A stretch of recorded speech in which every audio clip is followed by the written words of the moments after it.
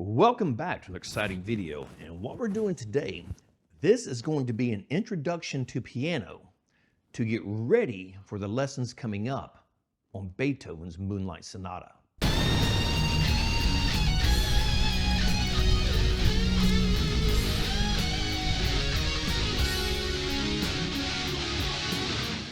Now, this is an absolutely beautiful piece of music.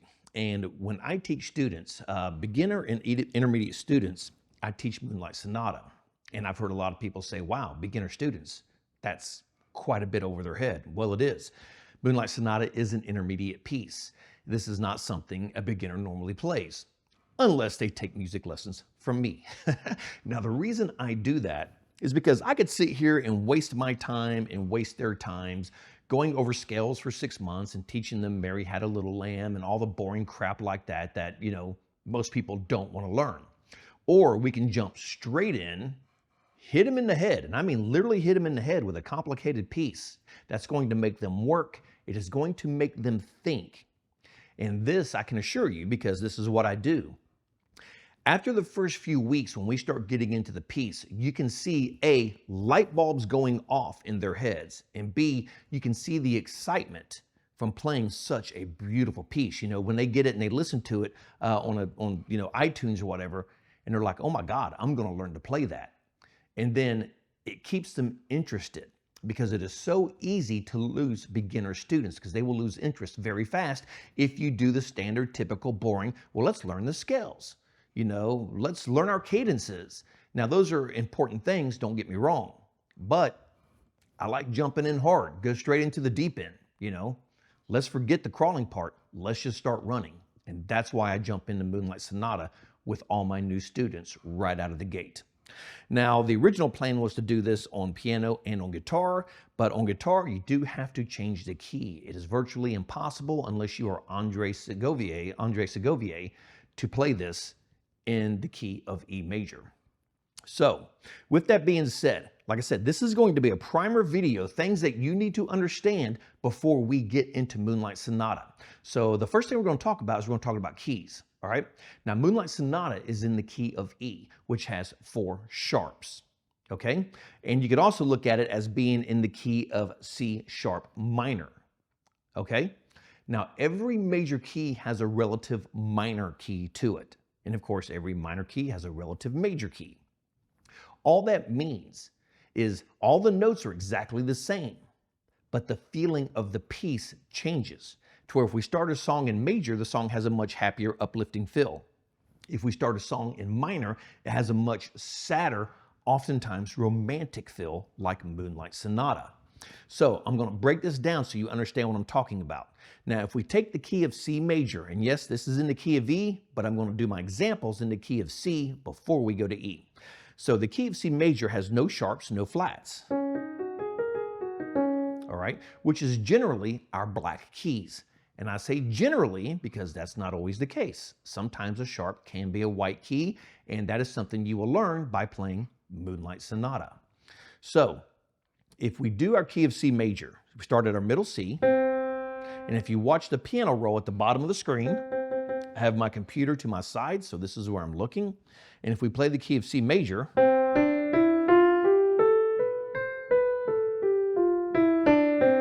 you notice no sharps, no flats, no black keys, all right? Now, each of these notes has a chord that is assigned to it. And in this case, in the key of C, we have C major, D minor, E minor, F major, G major, A minor, and B diminished. All right. Now, these notes that I just played are all in root position. What does that mean, root position? All right. And the reason I'm explaining this, because in the song Moonlight Sonata, you're going to play these chords in all 3 positions. You have root position, first position, and second position. Okay. Root position is when your root, if we're playing a C chord, this is our C, the root is on the bottom. Our next will be our 3rd, and our next will be our 5th. All right. So, and the reason it's called this is because it's literally 5 apart. 1, 2, 3, 4, 5. Root, third, fifth. Now, in the key of C, it doesn't matter how you arrange these 3 notes, it is still a C. And the reason it's still a C is because the key of C tells us that a C, E, and G, no matter the order if we do it, E, G, C, G, E, C, it doesn't matter, it is still a C chord. And that gives us our positions. So if we play root position C, now if we take this root position and we move the C to the top here, but we keep these 2 notes, all right, that is first position C. And the way I teach my students, a easy way to understand this is you have 1 note between the bottom 2 notes, and that is our first position C. Now, if we're going to play our second position C, we take the bottom note again, which in this case would be E, and we move it to the top. And then we keep these 2 notes, and this gives us, this is our second position C. And an easy way to remember this is now between the bottom 2 notes, we have 2 notes between them.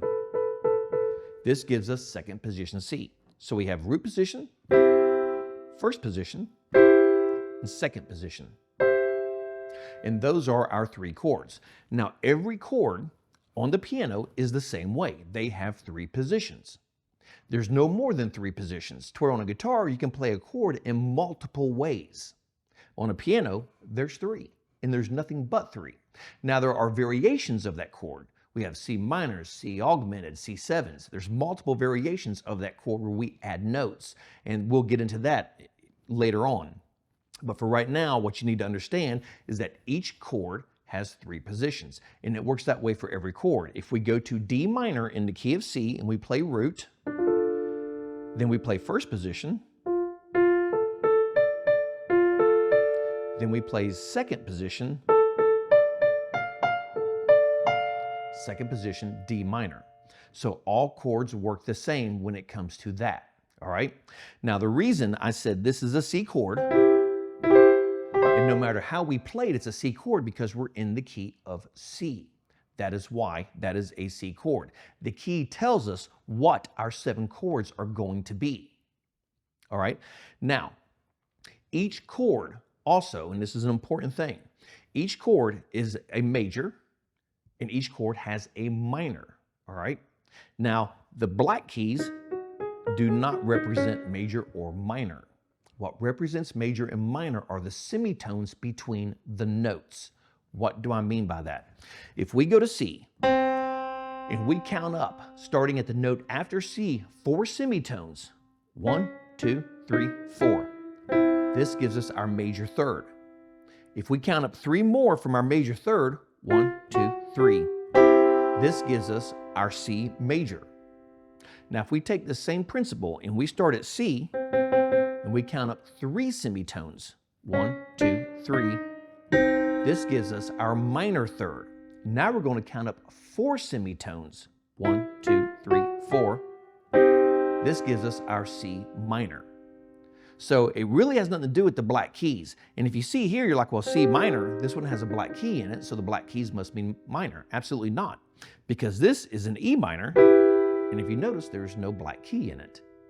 Because what matters is the semitones away from each note.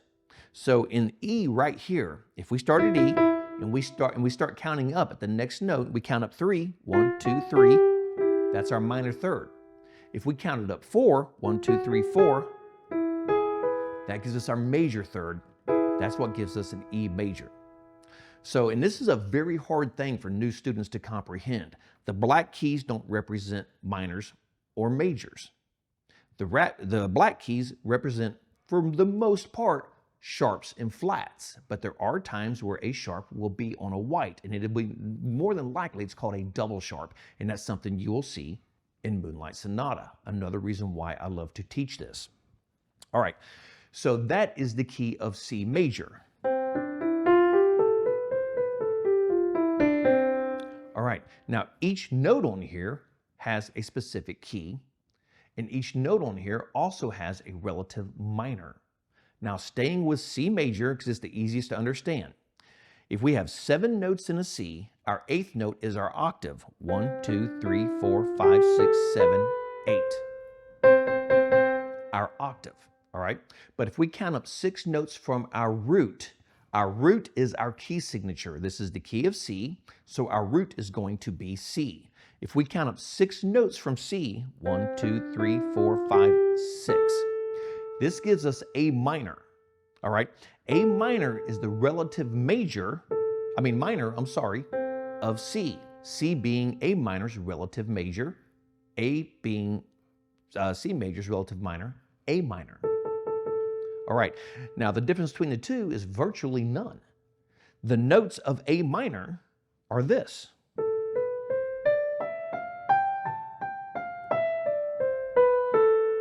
Now you notice there's no black keys on this. They have exactly the same notes. Because remember I said each major has a relative minor. And the only difference between the two is their starting place, of course, because one will start on the 6th degree, one will start on the 1st degree, the 1st degree being C in this case, the 6th degree being A minor in this case. And I'll convey more on that. That doesn't mean that's where the song has to start, but for the key, that's where it starts. But the big difference is if you do a song in C major, the song's going to have a very happy sound to it. And you can hear it, that major third. But if we do the same thing in A minor, the song is going to have a much sadder sound to it.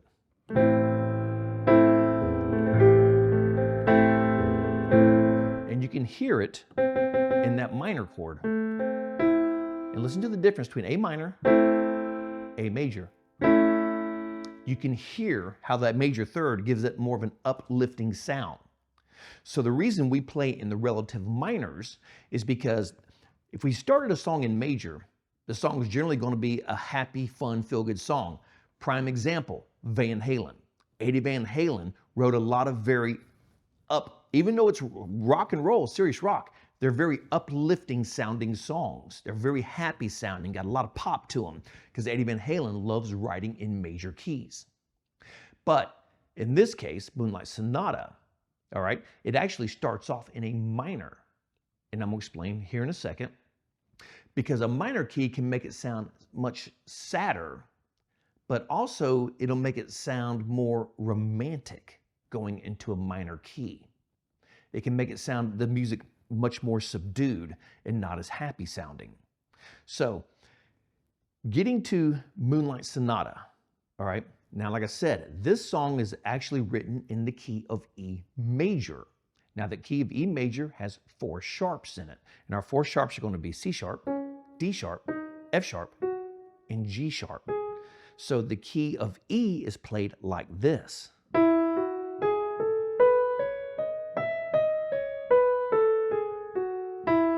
All right, that is the key of E major.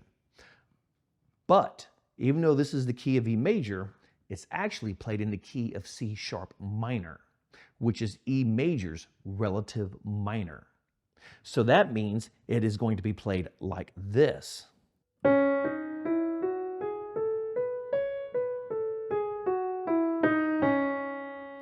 So that is the key of C sharp minor, all right?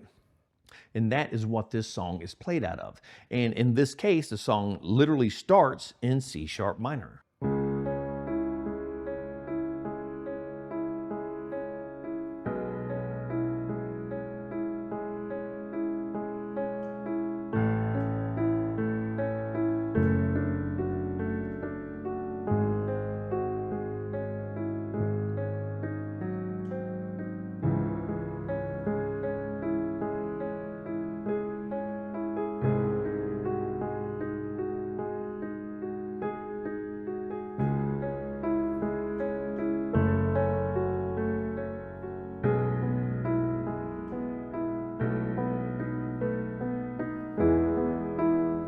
And as you can hear, it is a very romantic, passionate song, and it sounds a little sad because of the way it's played, and we're starting in C sharp minor.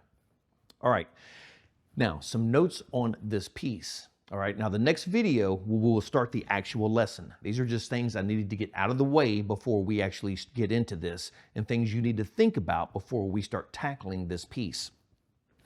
All right, so this song is played between, I think it's 52 and 60 beats a minute. Normally when you do music, it is set at a tempo.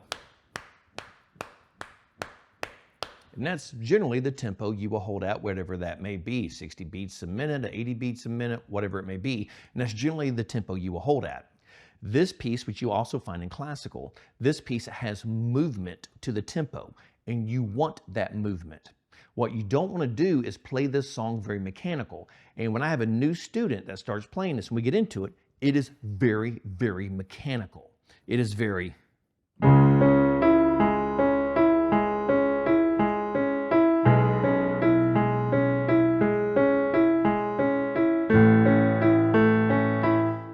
in contrast to how Beethoven meant for it to be played.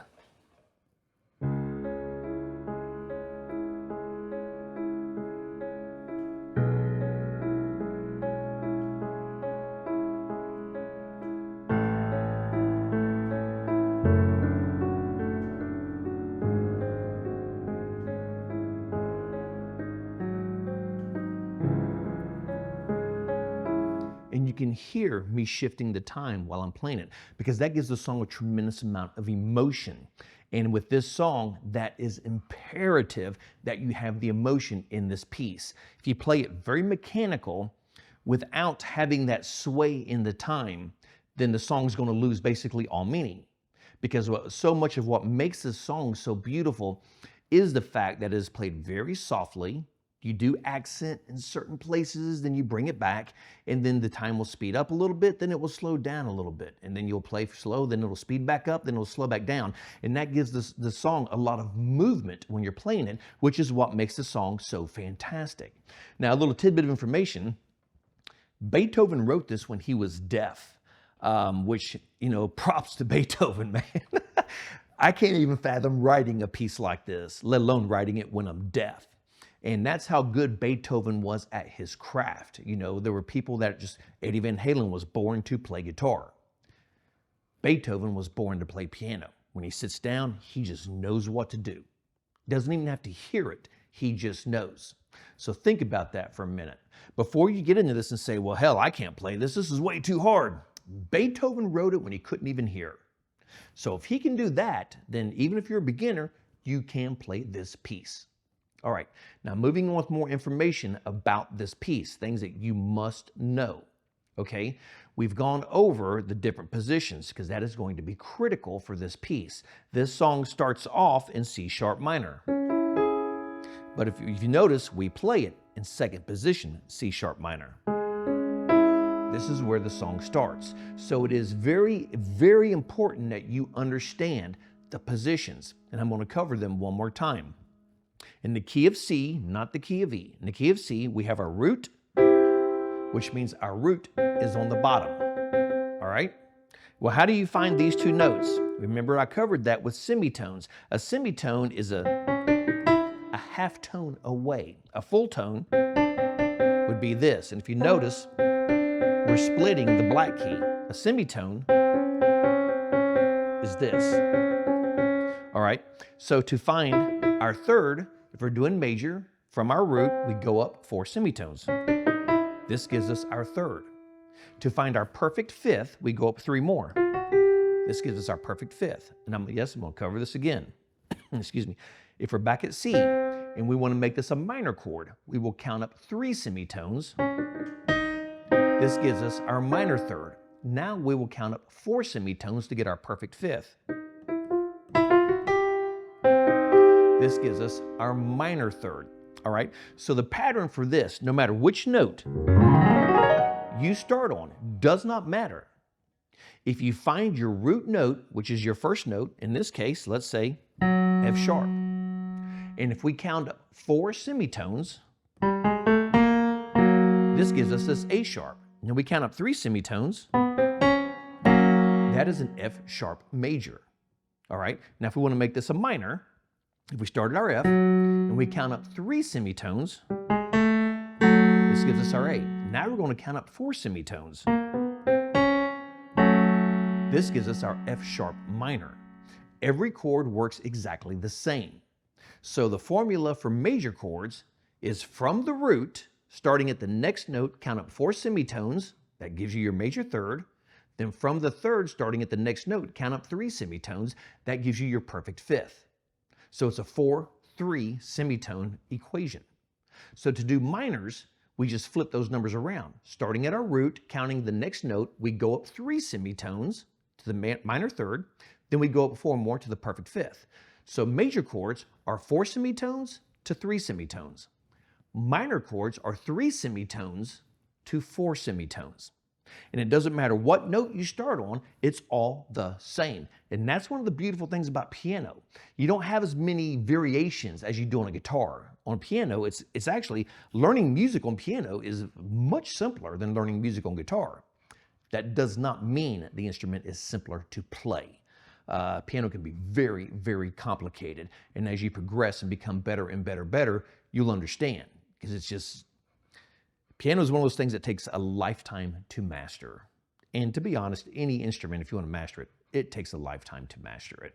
So, moving on from there, all right, this song is played primarily in arpeggios. What is an arpeggio? An arpeggio is a chord that moves. If we play a C major, that is a C major. But if we want to arpeggiate that C major, we're going to add movement to it. That is an arpeggio. And we can arpeggio up, we can arpeggio down, we can arpeggio round and round.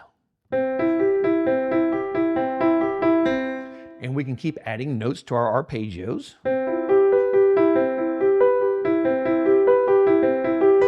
And this song is played in arpeggios. This is literally the entire piece of this song is arpeggios.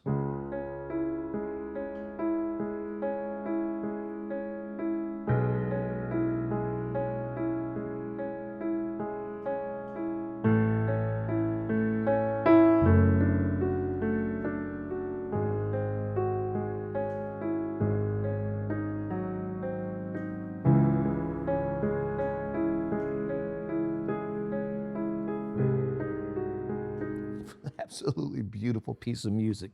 All right, so the right hand is going to be played in a lot of arpeggios. The left hand, you're going to be playing a tremendous amount of octaves, which are your notes 8 apart. 1, 2, 3, 4, 5, 6. Well, let me go to C. I started at E, sorry. 1, 2, 3, 4, 5, 6, 7, 8. And then a lot of times you'll be playing a root with a fifth inside of it. And you can see here it says perfect fifth. So you're going to be playing your octaves with your perfect fifth. You're going to be playing that a lot of times with your left hand. Now, if you have smaller hands, there are places that you're going to be playing chords on here that are going to be extremely difficult because they require quite a stretch. And this is something that new students often struggle with because they're not used to their hands doing things like this.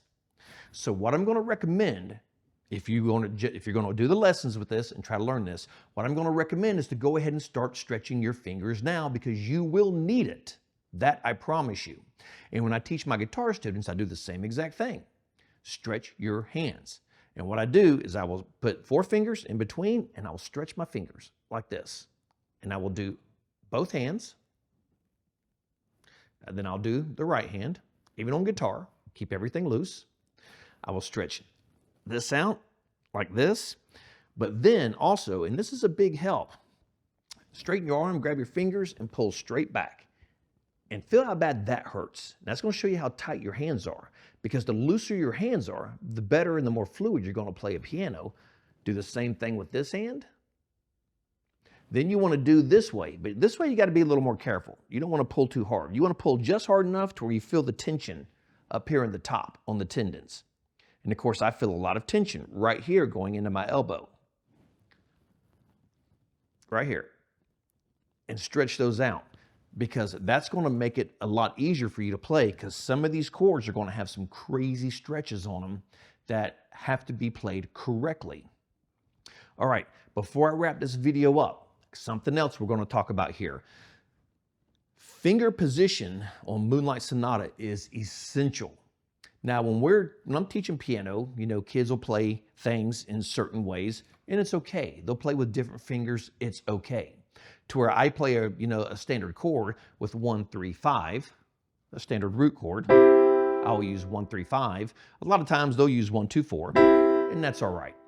There are rules. Rules can be broken. That's just simply how it is, even on piano. But fingering on Moonlight Sonata is critical because your fingers have to be in the right place to play some of these chords with some of these insane stretches we're going to get into. So the way these fingers are going to work is you have 1, 2, 3, 4, 5, okay?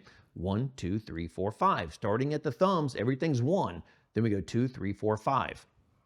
Because a lot of these pieces, when we're doing it, I will be saying that. Now you got to reach up with finger 4 to hit this note, or finger 5. Or you're going to move finger 1, you're going to play this note, but then you have to move finger 1 to the next note up, which is very odd when you start playing because it's not things you normally do unless you're playing a lot of music like this. These aren't normal things.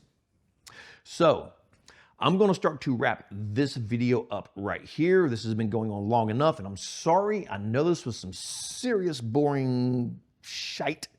But these are things that I have to cover before we get into Moonlight Sonata, which will be the next video. You can play this, all right? Even if you're new, you can play this. It is going to take time. It is going to be frustrating. And just be lucky you're not sitting here at my piano. This is my synth, by the way. Just be lucky you're not sitting here at my piano, because I'm pretty hard on my students when we're doing this, when we're sitting here. Stop, do it again. Stop, do it again. Stop, do it again. Softer, softer, slow down, slow down, slow down. I do that consistently throughout because I want them to be great at this. I don't want them to learn it. Hell, anybody can learn it. I want them to play it. And there is a massive difference between learning the music and playing the music. I want them to play the music.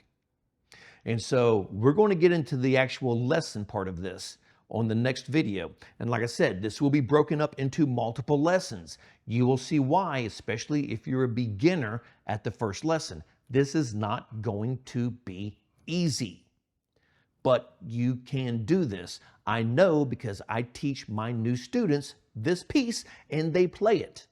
So you can do it also. Now, granted, it would help if you have a piano. If you don't have a piano and you got a nice keyboard, that's great also. If you have something with weighted keys, that is to a huge advantage. If you don't have something with weighted keys, you can still learn it, but at one point, as you become a piano player, you will want to upgrade. But what is very critical is you have a piano with velocity. What do I mean by that? Velocity is the harder you hit, the louder the note. That's velocity. Because in this piece, that is critical. Because the volume will move as you play in certain parts. And it's up to you to determine, for most of it, where that part is going to swell. And like I said, also, this piece will move. The time will shift. And that's what makes this such a beautiful, absolutely wonderful song to learn. So I'm going to wrap this video up right here. This is going to be part 1. This is the primer for Moonlight Sonata for new and intermediate students if they've never played this piece before. All right? So if you have any questions, I advise you to watch this video. Then I advise you to go back and watch it again to make sure you understand what's getting ready to happen before we get into this. Because as you can see, we're getting ready to cover a lot of music. This is the first part of it. This is the second part of it. And some of these is not going to be easy. Some of this is going to be very, very hard. But you can play this. And like I said, I know that because I teach my new students Moonlight Sonata who have never touched a piano in their life. And they love it every time. So stay tuned for the next video on this. I'm going to try to do other stuff. I've really been slacking on my channel. I understand that. We've been gone on vacation. We were down in Bike Week. Unfortunately, I did not get a chance to stop in any music stores to see what was going on because we were all about the motorcycles during that week. I will try to get some more stuff up. I do have the Journey song coming up, a video on Journey. What the hell is it called? separate ways. I've actually had a few people ask me to do a lesson on separate ways, and I'm going to be doing that. That will be coming up. And I do guitar and piano. It is in one guitar and keyboards. It is in one video, so it is a very long video because I put all parts into it. Because hell, in my band, until my wife started playing keyboards, I played all parts in my band. I played the keyboards and the guitar, and it sucked, and it was very hard. So luckily, my wife has a huge interest in learning all this because she helps me out tremendously on this. So I'm going to wrap this video up right there. And like I said, watch the video, understand the video. If you have any stumpers on it, go back and watch the video again. If you have any questions about what we went over, by all means, leave me a comment. I will answer. I answer all comments. One quick note on that, sometimes I don't get comments. I do not understand why, but sometimes they do not come, or the comment will come to my I'll get an alert, hey, so-and-so made a comment, but then when I click it, there's no comment. I do not get that. So if you leave me a comment about this piece and I have not answered you within 3 days, try to leave me a comment again. And if that doesn't work, you can get to my email via my YouTube channel, tracetaylor3@gmail.com. You can send me an email because it's very important you understand what we're getting into and how all this works before we get into this. I'm going to assure you right now, if you start this piece and you stay with it till the end, you are going to learn so much about piano. You're going to learn so much about music, and you're going to learn a beautiful piece that you will be able to walk into any room in this world where there is a grand piano, sit down, and just absolutely amaze everybody, because everybody loves Moonlight Sonata. Everybody. Don't care who you are. So I'm going to wrap this up right there. Stay tuned. Next week, I will start on the next video. Will be the beginning. Then after that, the videos will probably drop every 2 weeks to give everybody time to ingest what we've gone over, because each video is going to have a tremendous amount of material in it. And like I said, there will be some extended videos. They'll be on my Patreon page. I'll let you know when there are extended videos. It costs $1 to join my Patreon page, and that's everything that I do. I have not put anything up there in a while because I haven't really done anything on my music channel in a while because I've been doing other things, which I apologize for that. I will get back onto that. So that's it. And just keep an eye out for the next video. We will get this thing rocking and rolling, and before too long, you will be playing Moonlight Sonata.